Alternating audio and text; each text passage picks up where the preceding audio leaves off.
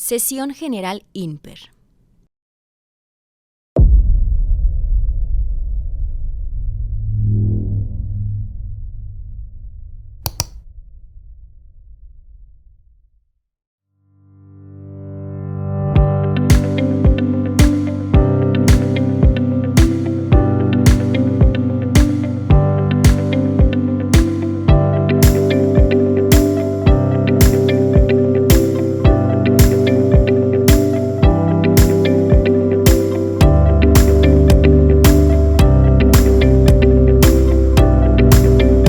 Bienvenidos.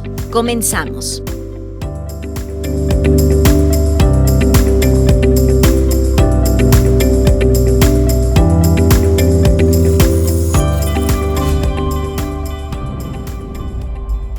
Secretaría de Salud, Instituto Nacional de Perinatología Isidro Espinosa de los Reyes. Buenas tardes a todos.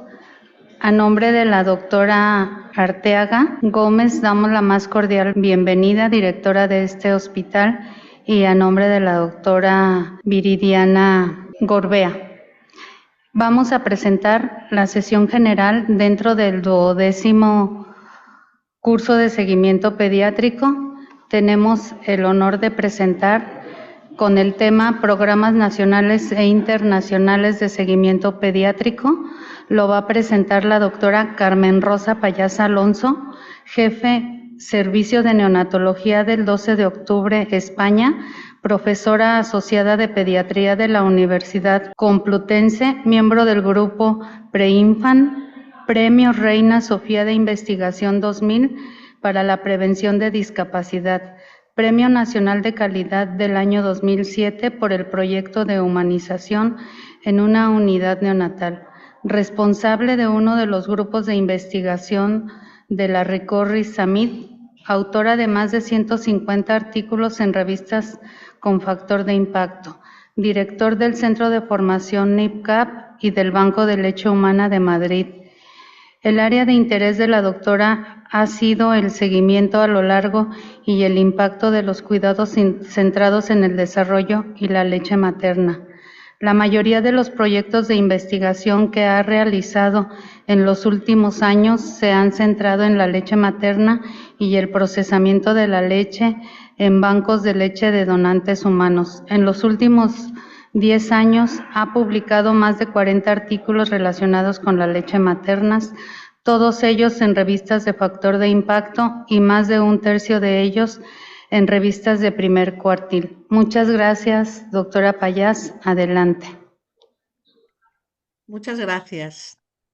Pues buenas noches casi en España, pues buenas tardes en México. Muchas gracias por darme esta oportunidad de participar en esta sesión pues de tanto interés y con un tema que me resulta tan atractivo como es los programas de seguimiento. Entonces, vamos a lo largo de la exposición, pues vamos a hacer una breve introducción y vamos a ver algunas de las experiencias internacionales y la experiencia española en los programas de seguimiento. El seguimiento de los recién nacidos de alto riesgo y muy especialmente de los grandes prematuros se reconoce como parte esencial del cuidado neonatal. Es tan así como, por ejemplo, pues en Estados Unidos no puedes tener una unidad neonatal si no tienes montado pues un adecuado programa de seguimiento. Y esto pues realmente debería ser así porque como vamos a ver a lo largo de la exposición, tiene muy poco sentido que los niños y sus familias tengan a su disposición montones de recursos cuando están ingresados y que en el momento del alta pues quede todo esto un poco desdibujado y las familias quedan a veces poco protegidas y confundidas sobre cuáles deben de ser sus actuaciones con el recién nacido. Los programas de seguimiento, el seguimiento de los recién nacidos de alto riesgo, pues por supuesto, como primer objetivo, tienen que proporcionar el adecuado apoyo a los niños y a sus familias y tratar de hacer pues el diagnóstico de cualquier patología o alteración en el desarrollo que pueda aparecer en los niños para derivarla cuanto antes a tratamiento.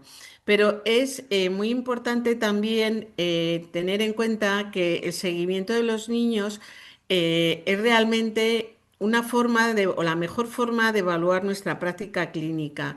La mortalidad ha dejado de ser un buen indicador o el mejor indicador de la calidad de la asistencia de un servicio y realmente lo que importa es, por supuesto, que los niños sobrevivan, pero que sobrevivan con la mejor calidad de vida. Y esto solo lo vamos a conocer si tenemos unos programas de seguimiento que nos permitan recoger la información de cómo están los niños. Siendo así de importante para los niños y así de importante para las familias, sin embargo, no hay unos estándares que nos indiquen exactamente qué es las actuaciones que se deben de seguir en el seguimiento de los niños, en concreto, pues de los grandes prematuros, ni tampoco hay un acuerdo de cómo realizar este seguimiento. Y bueno, pues vamos a ver que esto no es una opinión mía, sino, por ejemplo, en este trabajo publicado en 2017, en el que se hace una encuesta en Reino Unido, pues a las unidades neonatales, pues de las unidades neonatales que contestan, solo un 64% tienen un programa de seguimiento instaurado. Bueno, pues esto es muy llamativo porque realmente significa que muchas unidades no dan el apoyo tras el alta que deberían de dar a los recién nacidos de alto riesgo. Y esto, además, considerando que probablemente, puesto que la tasa de respuesta no es muy alta, es de un 61%, pues probablemente las unidades que más hayan contestado sean las que sí que tienen instaurado un programa de seguimiento. Así que si tuviéramos una tasa de respuesta más alta, pues quizás el porcentaje de unidades con programa de seguimiento bajara. ¿Por qué en este trabajo se analiza el por qué hay una tasa tan baja de programas de seguimiento? Y bueno, pues como siempre aparecen los problemas de financiación, pero también se considera que a veces hay una falta de formación y de interés de los profesionales para poner en marcha estos programas. Pero bueno, pues como estamos diciendo, para poder proporcionar un cuidado equitativo a los niños y a las familias se requieren programas de seguimiento estandarizados. No es justo, no es equitativo el que un niño, porque nazca en una unidad o nazca en otra, vaya a tener él y su familia un apoyo y un seguimiento tras el alta y en otros casos, pues esto no sea así. En Estados Unidos, pues hay bastantes experiencias sobre los programas de seguimiento y bastantes artículos. Por ejemplo, en este que muestro aquí, pues se ve que las actividades que se realizan en el programa de seguimiento, pues sí, el medir, tallar, pesar al niño, sí que se realiza en el 99% de los programas, pero por ejemplo, pues una valoración del comportamiento solo se realiza en el 54% de los programas o valoraciones sociales y apoyo social en el 56% de los programas. Eh, entonces, bueno, pues, o por ejemplo, pues sí, la evaluación neurológica sí que se realiza pues en el 92% de los programas, pero no se especifica por qué tipo de profesionales. Es decir, que el cómo están organizados los programas pues es muy diferente, pero además si vemos hasta qué edad se sigue a los recién nacidos, pues también vemos que hay mucha variabilidad porque, bueno, pues de las unidades consultadas, más de 60 meses solo lo siguen el 3,3% de las unidades y casi todos se concentran pues entre los 2 y los 3 años, que ya sabemos que, bueno, si puedes hacer seguimiento, al menos hazlo hasta los 2 años, pero desde luego lo ideal es prolongar el seguimiento hasta la edad escolar, hasta alrededor de los 7 años. Y vemos que son muy pocos los centros que prolongan por encima de los 3 años. California es un estado en el que todo el cuidado perinatal y la atención perinatal está extremadamente bien organizado y tienen una cantidad de indicadores y un control muy alto de los resultados. Entonces, sin embargo, cuando lo que se centran es en el seguimiento, pues lo que ven es que solo el 76%, por ejemplo, cuando hablamos de los menores de 1.500 gramos, solo el 76% acuden a la primera consulta de seguimiento. Y ven que son factores maternos, sociales y la distancia que hay desde el domicilio al hospital los factores que determinan con mayor frecuencia el que el niño y la familia se desplacen para el programa de seguimiento o no.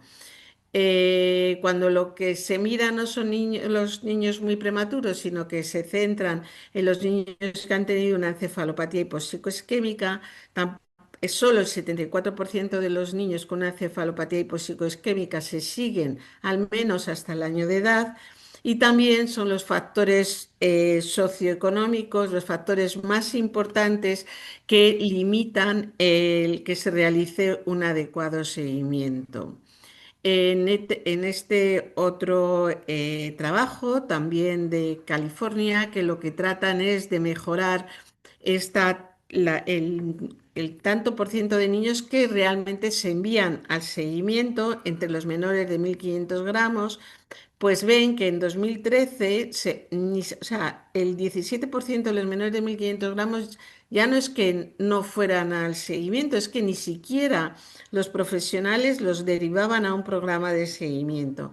Entonces se trabaja sobre ello y 3 años después consiguen que al menos el 95% de los menores de 1.500 se deriven a un programa de seguimiento. Pero bueno, esto tenía que ser el 100%. Todo niño menor de 1.500 debe de acudir a un programa de seguimiento, como todos sabemos. Cuando cambiamos de estado y nos vamos a un estado tan diferente de California como puede ser Texas, pues en Texas también ven que hay grandes diferencias entre los programas de seguimiento entre las diferentes instituciones y lo que hacen es un grupo de trabajo para tratar de estandarizar las prácticas y hacer un programa que sea, pues, que realmente proporcione esa equidad en el cuidado y también que sea un programa que realmente sea accesible para todos los niños y sus familias. Un estado, por ejemplo, tan rico como es el estado de Nueva Inglaterra, pues cuando se ve lo que pasa en el seguimiento en este estado, aquí centrándose en los menores de 1.000 gramos, o sea, en los niños ya pues de un riesgo extremo, pues podemos ver que es que solo la mitad de los niños están acudiendo a unas consultas de un seguimiento protocolizado de un verdadero programa de seguimiento. Es decir, que sigue llamando muchísimo la atención la cantidad de niños que quedan sin este cuidado que proporciona el seguimiento tras el alta hospitalaria. Así que en este estudio pues terminan concluyendo evidentemente que hay mucha tarea por hacer, que hay mucho por hacer, porque muchos son los niños que todavía no se benefician de los programas de seguimiento. Y si comparamos países tan diferentes como puede ser Nueva Zelanda y Turquía, pues en la organización de la sanidad, en recursos económicos, son países pues realmente diferentes. Sin embargo, pues en Nueva Zelanda, cuando analizan qué está pasando en su país con respecto al seguimiento, pues bien que hay una gran disparidad en los programas de seguimiento y el objetivo y en lo que tienen que trabajar es en conseguir un protocolo estandarizado. Y si vemos lo que pasa en Turquía cuando analizan su programa de seguimiento, concluye lo mismo, que tienen mucha disparidad en el seguimiento y que para lo que tienen que trabajar es para conseguir un protocolo estandarizado para que el cuidado tras el alta a los recién nacidos de alto riesgo pues llegue equitativamente a todos los niños. Nos vemos que realmente todas las experiencias internacionales que hemos contado pues son muy parecidas y pues podemos concluir en que pues, no todos los niños se benefician de los programas y que en todos los países se identifica que faltan protocolos estandarizados. Entonces, ¿qué estaba pasando en España? Entonces, en España, pues decidimos hacer una encuesta nacional que la publicamos posteriormente y en la que incluimos pues, a todos los hospitales de nivel 2 y nivel 3, que son, bueno, pues los menores de 1.500 realmente deberían de estar todos en hospitales de nivel 3, pero algunos pues se atienden en hospitales de nivel 2. Entonces, la tasa de respuesta fue muy buena, porque se incluyeron 154 centros y contestaron 141 con una tasa de respuesta del 91%. Y lo que preguntábamos es si existía una consulta de seguimiento para niños menores de 1.500 o menores de 32 semanas y el 71% de los centros decía que sí. Es verdad que cuando nos íbamos a los centros de nivel 3, ya sea 3A, 3B o 3C, que son los de máximo nivel asistencial, pues prácticamente el 100% de los centros lo tenían, mientras que los de nivel 2A o 2B, pues la proporción de centros que tenía un programa de seguimiento para estos niños menores de 1.500 gramos, pues era muy inferior. Se preguntaba si se disponía de un protocolo escrito para el seguimiento de los menores de 1.500, o sea, si realmente había un protocolo, no era hacer cosas que dependiera del médico, del neonatólogo o de quien estuviera en la consulta. Entonces, en los hospitales de nivel 3 el 78% de los centros sí que dicen que tienen un protocolo escrito y en los de nivel 2 solo el 58%.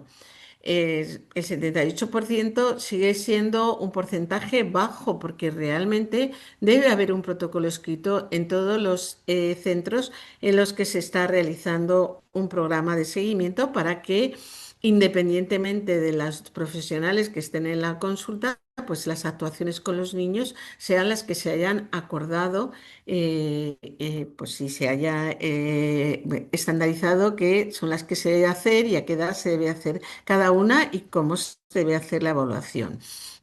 ¿Hasta qué edad se sigue a estos niños?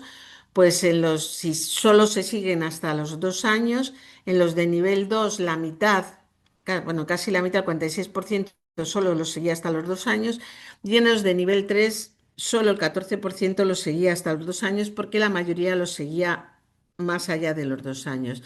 De hecho, la mitad de los centros de nivel 3 los seguían 6 años o más, que esto está muy bien, pero deberíamos de intentar que pues prácticamente todos los centros de nivel 3 siguieran a los niños pues hasta los 6 o 7 años de edad. Si luego, bueno, pues como no podemos mostrar todo lo que se incluyó en el cuestionario, pues aquí muestro, por ejemplo, que se preguntaba si un neurólogo pediátrico revisaba al niño de forma rutinaria, independientemente de que el neonatólogo lo viera bien o lo viera con algún tipo de problema, si a una edad en concreto se remitía a todos los niños para que el neurólogo pediátrico fuera el que hiciera una evaluación. Y entonces vimos que el 40% de los centros decían que no todos los niños se evaluaban por neurología pediátrica. Esto era similar la proporción en los centros de nivel 3 y en los centros de nivel 2. Pero, por ejemplo, se preguntaba también si el neurólogo pediátrico revisaba al niño 4 o más veces. Y, por ejemplo, en el 26% de los centros de nivel 3, el neurólogo veía durante el seguimiento 4 o más veces a los niños. Y entonces esto, claro, o sea, estamos viendo que por un lado hay centros en los que el neurólogo pediátrico no evalúa al niño ninguna vez y vemos que otros centros el neurólogo pediátrico los evalúa 4 o más veces. Esto dentro del sistema de salud nacional público en los que todos los niños pues deberían de recibir el mismo tipo de atención. Cuando esto mismo lo vemos con la revisión por parte de oftalmología, más allá del cribado de la retinopatía, que eso sí que se hace en el 100% de los casos, pero si luego hay revisiones periódicas por parte de oftalmología, pues para detectar efectos de refracción, estrabismos, amblioplías, pues vemos que el 37% decían que no los veía un oftalmólogo a todos los niños en algún momento del seguimiento, y sin embargo, de nuevo vemos que hasta el 21% de los centros el oftalmólogo los veía 4 o más veces. O sea, lo mismo, exactamente lo mismo que pasaba con el neurólogo. En unos casos no se ven y en otros casos se ven pues muchas veces en el seguimiento por especialistas en áreas concretas como la neurología o la oftalmología pediátrica. Se preguntaba también por la formación y casi un 20% de los centros encuestados decían que los médicos no tenían una adecuada, los neonatólogos que estaban pasando la consulta de seguimiento no tenían una adecuada formación en seguimiento. Entonces, bueno, pues a través de la Sociedad Española de Neonatología, pues yo coordiné la elaboración del protocolo de seguimiento para el recién nacido menor de 1.500 o menor de 32 semanas, en el que participaron pues muchos profesionales y se establecieron una serie de revisiones y una serie de objetivos que se deberían de cumplir en todos los centros. Y además se estableció una serie de indicadores para poder medir el impacto del protocolo. Este protocolo está disponible en la página de la Sociedad Española de Neonatología, también está disponible en la página de la Sociedad Española de Pediatría de Atención Primaria y se puede descargar gratuitamente.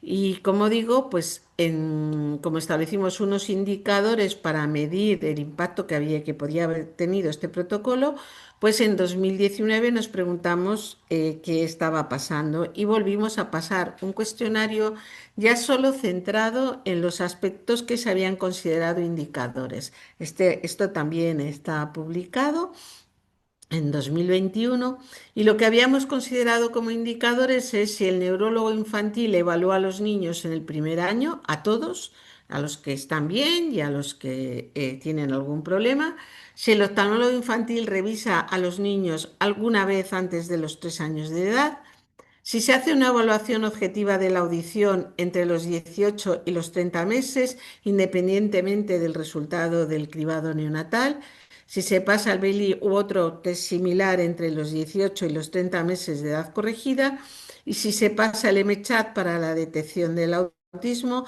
alrededor de los 24 meses de edad corregida. Entonces, lo que vimos es que en 2016, pues la revisión neurológica antes del año por parte de un neurólogo pediátrico se hacía en el 39%, la oftalmológica antes de los 3 años en el 49%, una prueba objetiva de audición más allá del cribado en el 12%, el test de Bailey en el 14% y el MCHAT en el 17%. Y cuando volvimos a hacer estas preguntas en 2019, pues podemos ver que todas ellas han mejorado significativamente, han mejorado de forma muy importante. Con lo cual, pues la verdad es que nos sentimos como bastante satisfechos del impacto que había tenido el protocolo, aunque evidentemente todavía quedaba bastante por hacer. Pero bueno, digamos que habíamos conseguido pues al menos un cuidado más equitativo. De estas 5 recomendaciones que acabamos de ver, en el 2016 el 22% de los centros no cumplía ninguna, en el 2019 solo el 1% no cumplía ninguna, una la cumplían el 34% y luego solo el 6%, dos el 22% y luego el 14%. Lo vemos así mejor. En 2016 casi todos los centros estaban agrupados entre una o dos recomendaciones y sin embargo en 2019 pues estaban agrupados entre 3, 4 y 5 recomendaciones. O sea que la mayoría de los centros habían incorporado pues estas recomendaciones de la revisión del neurólogo, oftalmólogo, otorrino, evaluación del desarrollo y el MCHAT, al menos alguna de ellas en un intervalo de 3 años, que no es un intervalo muy grande. Como conclusión, dentro de lo que es nuestra experiencia nacional, pues parece que tras la publicación del protocolo, las prácticas en el seguimiento han tendido a homogenizarse, por tanto, se da pues un cuidado más equitativo y se ha mejorado significativamente el grado de cumplimiento de todas las recomendaciones, lo cual pues es muy satisfactorio. Este protocolo pues se realizó pues por un grupo muy amplio de personas, pero además, bueno, pues hubo otra serie de revisores externos y también se contó con la colaboración de los pediatras de atención primaria, pues para que ellos también conozcan el protocolo, los protocolos y si los niños no están acudiendo al seguimiento, pues puedan derivarlos o al menos ellos intentar hacer pues las evaluaciones que deben de hacerse en cada una de las edades. Pues gran parte del esfuerzo que debemos hacer ahora los neonatólogos, por supuesto, es seguir mejorando la atención dentro de nuestras unidades neonatales, pero tenemos que hacer mucho esfuerzo para que la continuidad de ese cuidado se mantenga tras el alta, porque bueno, aquí lo hemos visto con los menores de 1.500 gramos o menores de 32 semanas, pero cuando nos centramos en otros grupos de riesgo, la situación es similar. Estos niños se tienen que mantener el apoyo más allá del alta y ese apoyo debe ser similar independientemente del centro en el que haya estado ingresado el niño. Y nada más, pues muchas gracias. Bueno, yo sí le quiero hacer una pregunta, doctora. ¿Ustedes cómo han tratado de disminuir o sí, de disminuir la falta de asistencia de las mamás con sus hijos a estos programas de seguimiento, ya que nosotros es un grave problema que tenemos aquí?